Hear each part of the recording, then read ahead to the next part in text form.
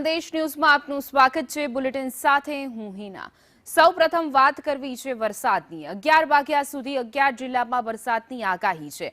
ગાજવીજ સાથે વરસાદની આગાહી વ્યક્ત કરવામાં આવી છે, જેમાં સુરત, નવસારી, ભરૂચ, દાહોદમાં એલર્ટ આપવામાં આવ્યું છે। દમણ, દાદરા નગર હવેલી, વલસાડમાં પણ એલર્ટ છે। છોટાઉદેપુર, તાપી, ડાંગમાં પણ એલર્ટ આપવામાં આવ્યું છે। તો 11 વાગ્યા સુધીનું આ એલર્ટ છે કે જેમાં 11 જિલ્લાનો સમાવેશ થાય છે કે જ્યાં હજુ પણ ભારે વરસાદ વરસી શકે છે।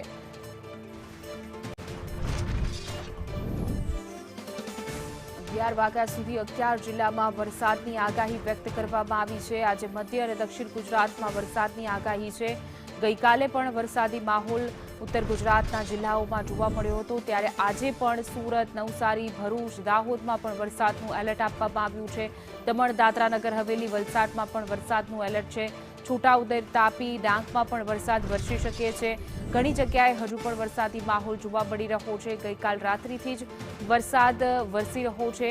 આજે મધ્ય અને દક્ષિણ ગુજરાતમાં વરસાદની આગાહી કરવામાં આવી છે। ગાજવીજ સાથે વરસાદ વરસવાની શક્યતા।